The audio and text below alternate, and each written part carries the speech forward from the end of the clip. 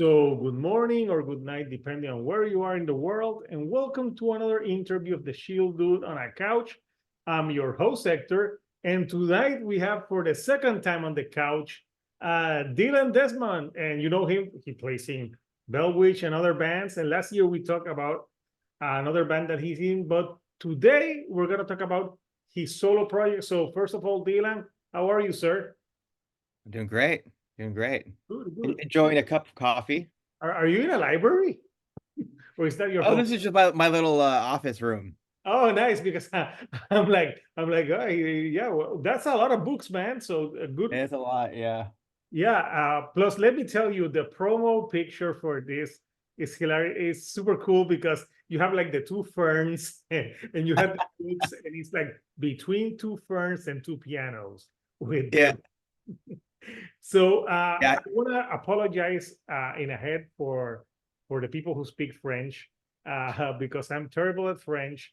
I know Spanish and English. You should have named you should have named it in Spanish, like I name in Spanish, and I could have like read it. But yeah, so yeah, the band I said Je es un autre, but I don't think it's you can say it like that. And how do you say it? If you maybe you know more French than me. My French is bad also. I believe it would be jet un out. Yes, see, I'm terrible, and it translates to "I is another," Yes. which Yes. I don't know what that means. It sounds like it sounds good because it goes with the music.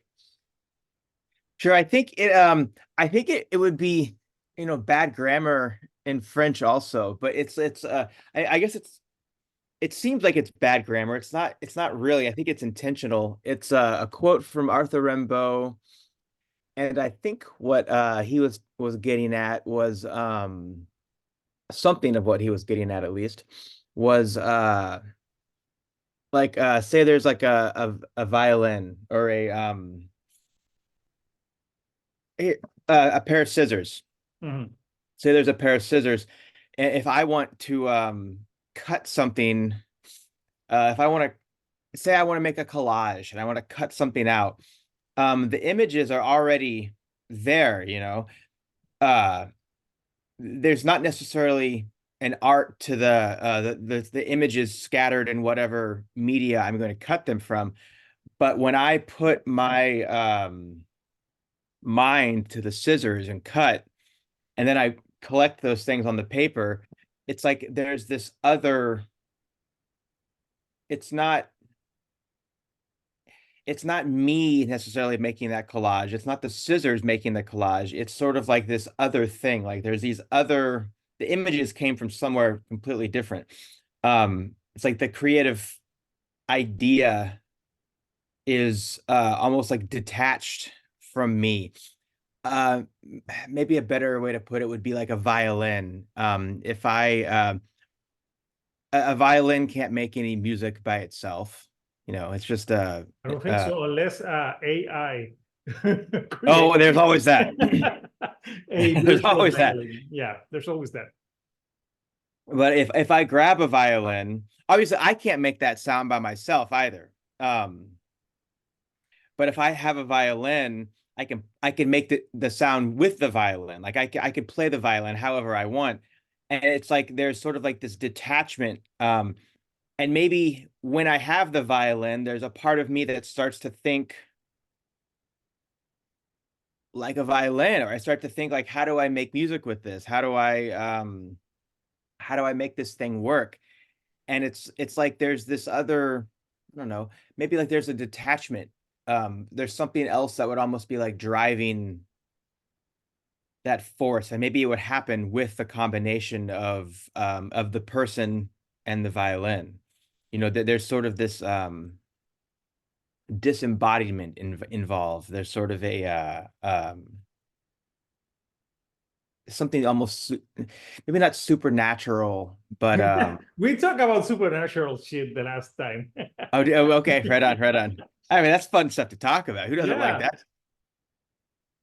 But yeah. yeah, I think that's I think I'm like maybe I'm just scratching the surface of what Arthur Rimbaud was getting at, but I felt like that was a good name for the project because I mean, at that regard, he kind of summarizes, you know, any creative project in general, be it musical, be it visual, etc. Yeah, and I listened to the album. So for people who haven't listened to this is purely instrumental music.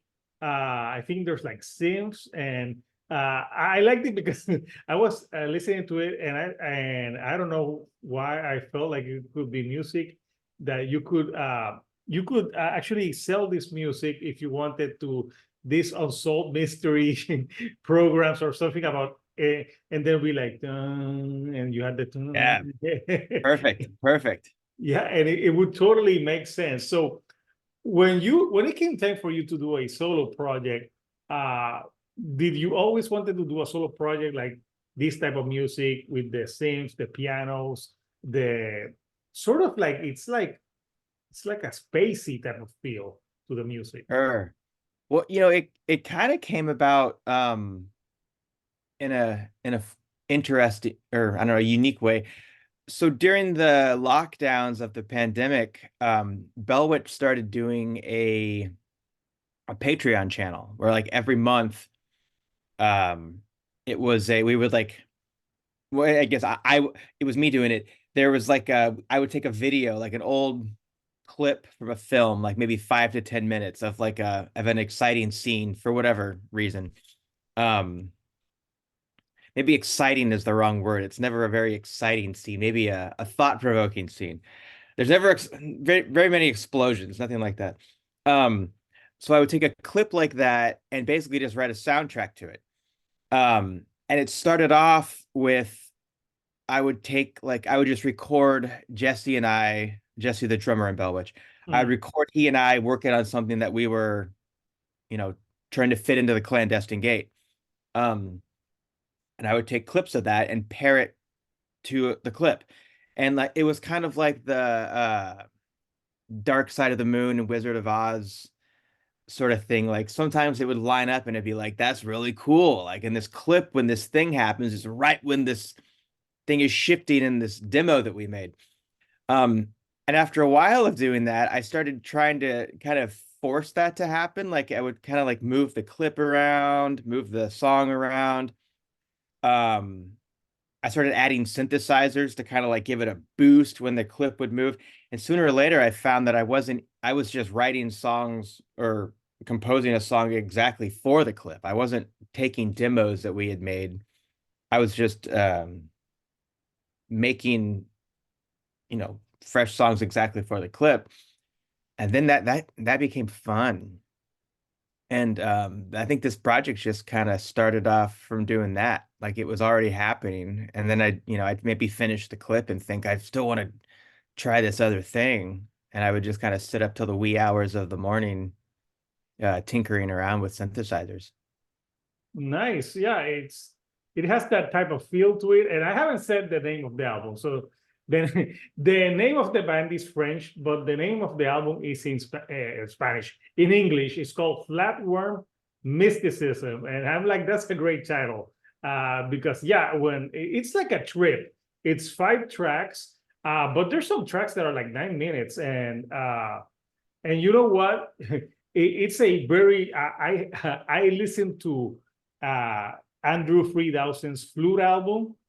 So if I can sit through an hour and 20 minutes of someone playing the fucking flute like this was actually more enjoyable. I'm sorry to Andre 3000, but an hour and 20 minutes of flute. Pull up flute. I just listened to it like one time to review it. I'm like, yes, I listened to an album with flutes. And the funny thing about that album is the song titles. They were pure like I'm like he was just like this. The song titles were hilarious, but What uh, were they like? oh my god, there's like a song title that it was like a paragraph, like Nice, like it said, like, I swear to God, I wanted to to write a rap album, but this is what came out. nice. So the wind so I'm like, at least he's having fun with it.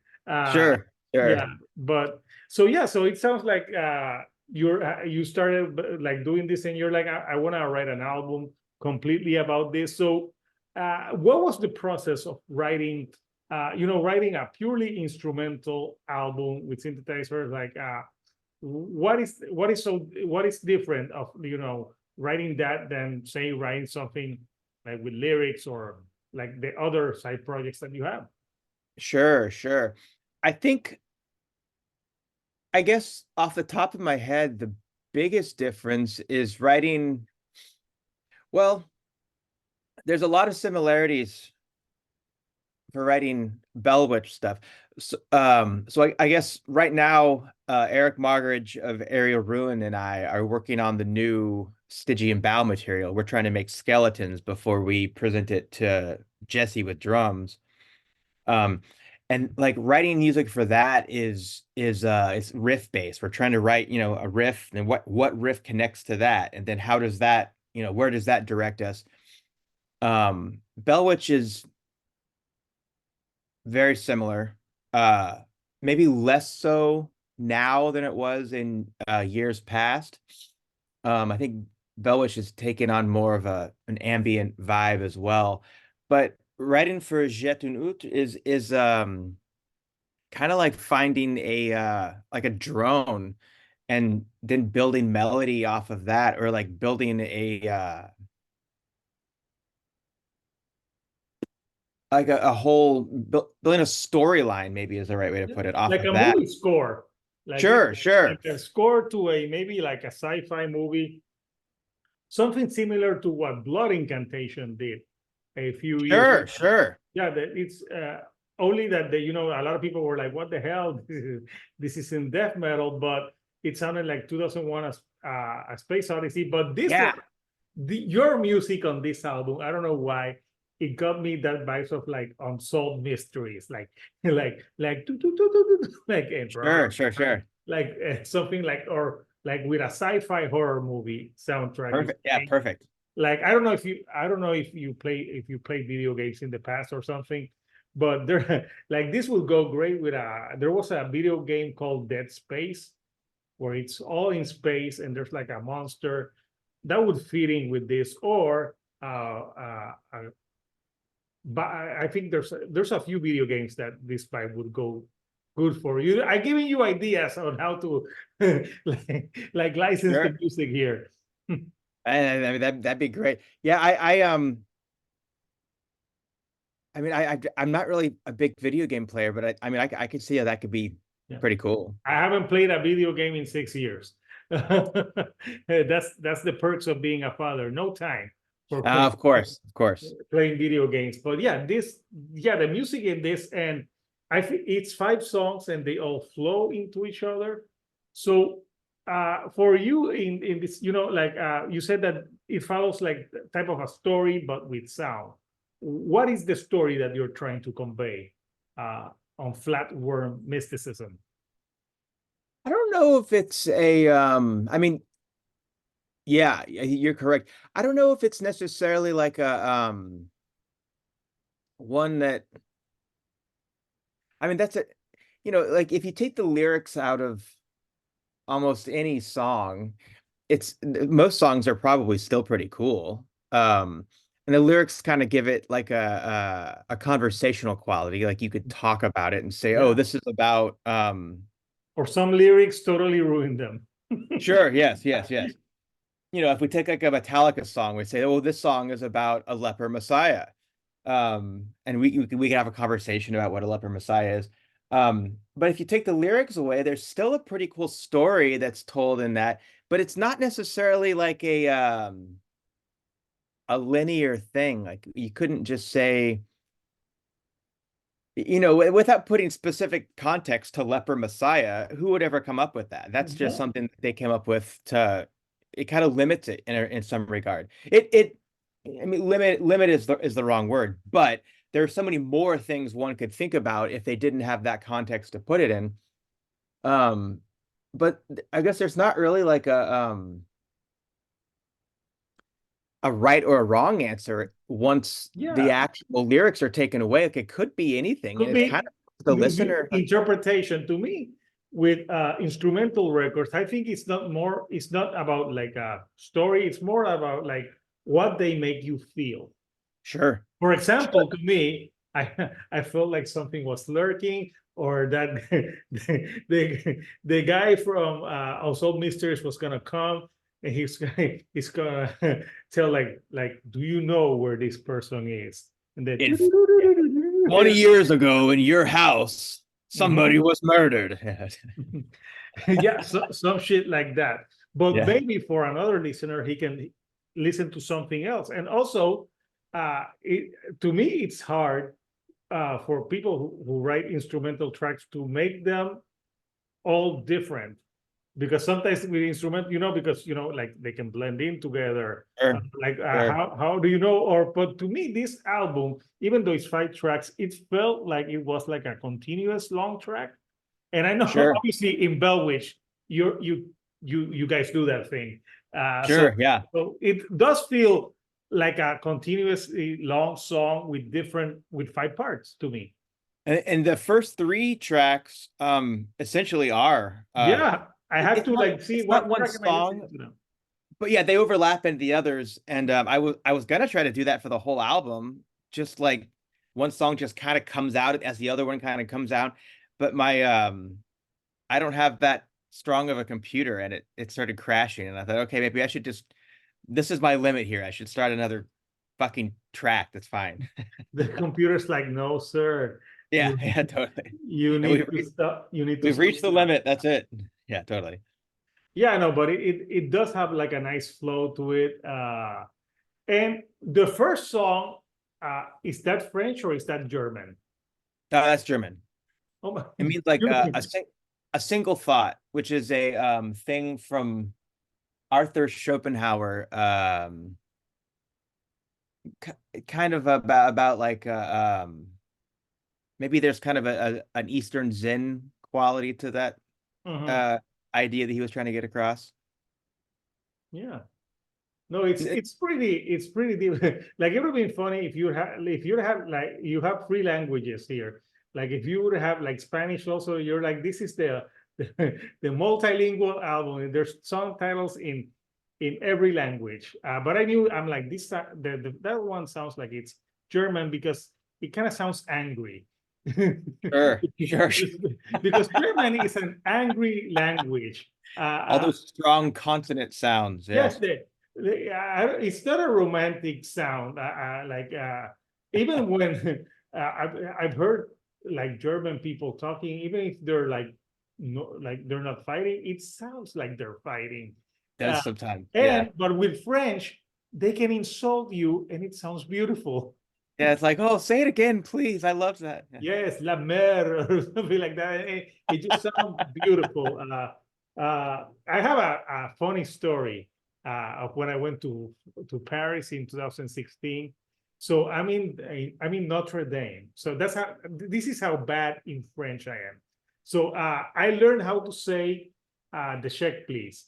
So I was in the restaurant and I'm like, l'addition s'il vous plaît. They're like, oh, oui, and they were like so happy. I'm like, that's all I know, and bonjour. But then after eating, I was at Notre Dame with my ex-wife, and this French lady comes next to me, and there was like a machine that if you put money in, it would give you rosaries and stuff.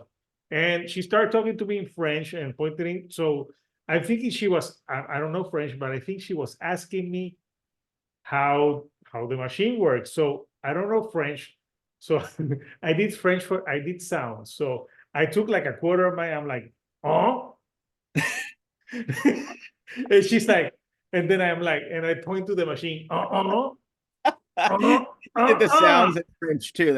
And my ex-wife is like, at that moment, she was my wife. She was looking at me like, maybe that's why one of the reasons she divorced me.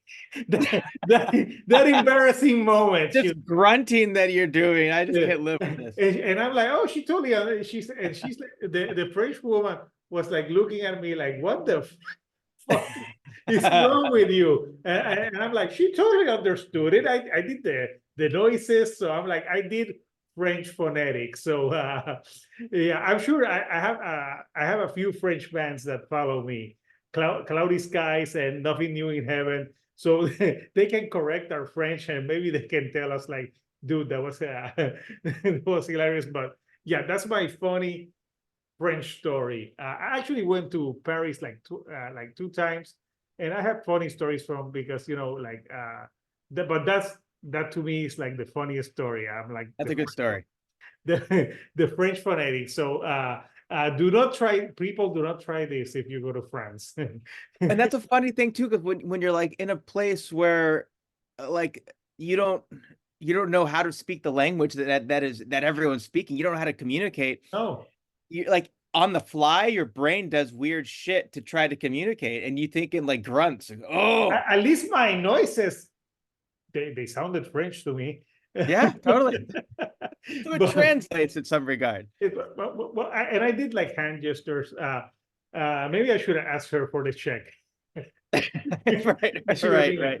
what? But yeah, that's a funny story. But the good thing about music that is without lyrics and instrumental music that anyone it translates to everyone because everyone, even though we speak different languages, we have all the same feelings, man. Sure, sure, yeah. Like it doesn't matter where you are. I have kids. You'll see. It doesn't matter what culture. The kids will be crying and complaining. In doesn't matter where they are. It's the same tantrums, only different Human kids or languages. human kids, yeah, yeah. Yes, only different languages. So, but yeah, I quite enjoyed this because I enjoyed all types of music, and this is the type of music that you can put if you like want to chill. I think this album will sound great for people who stoned. Perfect. This is the perfect like synth stoner type of soundtrack that you want. So so yeah, let's talk like what was the track for this album that for you was the like if you want someone to listen to a track on this album, which one was the best one that you think like would represent the album as a whole? I think I think probably track 4, just because it has a Death the Musa gets or Musa yes, gets. yes, which is also a Schopenhauer thing. With kind of the idea the Musagetes would be, or Musageti would be like the muse, so to say, like and then it would be implying that we're all motivated by the idea of dying, so we have to get something done in life. um Anyhow, I think the song, I just think the direction that it goes is maybe a fair summary of the rest of the songs. I don't necessarily think it's the strongest track on the album. um I like the first 3 a lot, but standalone, they don't necessarily Yeah, because they go into each other. yeah. Yeah, so they don't really work as a standalone track, but I think we're together, I think that they flow pretty well. I like that. And then the 5th song is kind of a that one's kind of was different than the rest, but I think I mean it stands alone on its own too. I flipped that one in and out a couple times. There was like a couple different tracks that were going to end up in that spot, and that one's Mm. what landed. And I kind of felt like it was different enough than the others that it maybe gave me a little room to consider when working on the next album. So No, that's yeah. my own little personal motivator. Right? But yeah.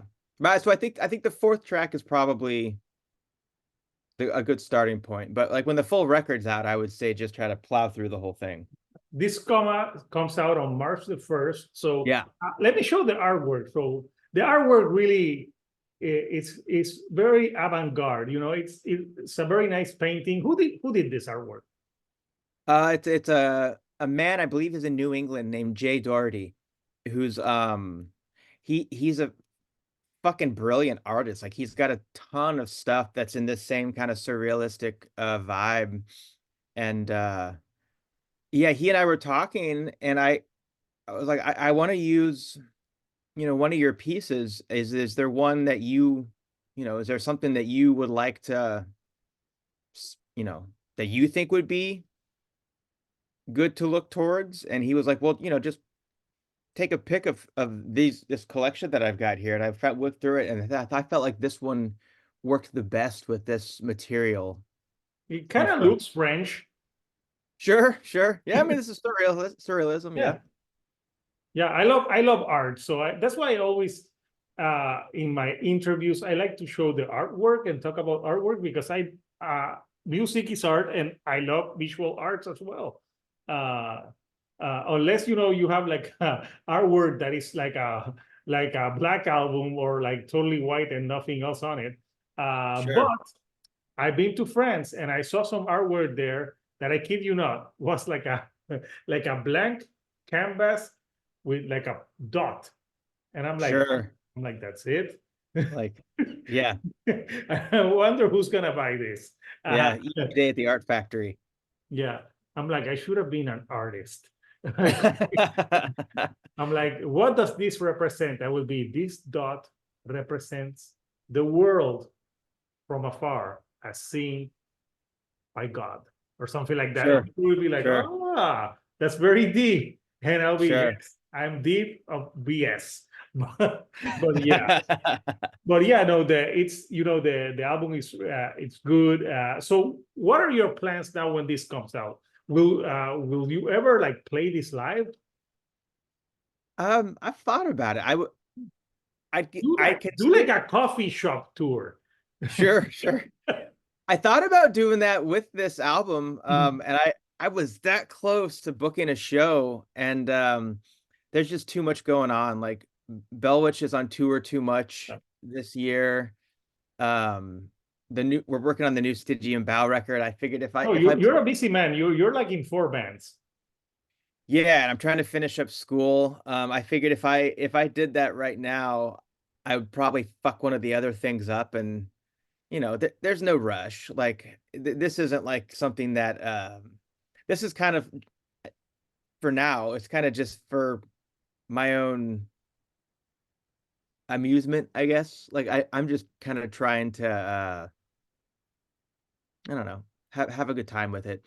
I mean, hopefully as time goes on, it could develop into something more. Like I in releasing this and thinking about it in this context as much as I have been since announcing it, I've been getting all these ideas about how to take it in these different directions, and it's like, well, this idea wouldn't work for Bellwitch or Stygian Bow or Percasian or any of the other projects that I have going. So it's like this is the perfect. Yeah, you could totally play that and have like some people like interpreting the music in dance form. Yeah, that could be cool. That could be really cool with get wild and have them like carry buckets of paint around, just throw it on everybody or something a little Yeah, I think freaky. it would like, especially if it's that glow in the dark paint. Oh, yeah, And yeah, just have yeah. the show like with dim lights, you're playing and you have that. And uh, I don't, I said coffee house because I think this, yeah, a coffee house or a coffee smokehouse or whatever. And it would be a Sure. cool trip. Uh, so yeah, but yeah, I know you're a busy man. You have all that other things, and plus you have all those books to read. Or like, I wonder how many of you have you read? Because I also I like books, but sometimes yeah, I think all book people like buy a lot of books, and you're like, I'm not done reading this, but I need 10 new books. I do that. I do that for sure. I mean, I try to read Yeah. like My girlfriend is a huge book nerd, and she different type of books. Like I say nerd, but she's very smart. And yeah, she buys books from different kind of things, and then you don't have time to like to read them. But yeah, it looks cool.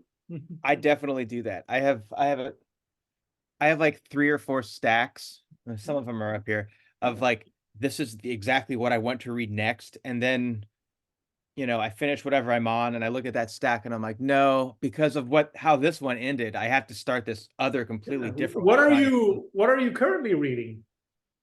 Currently, I'm reading a book by Octavio Paz called Alternating Currents, which is it's about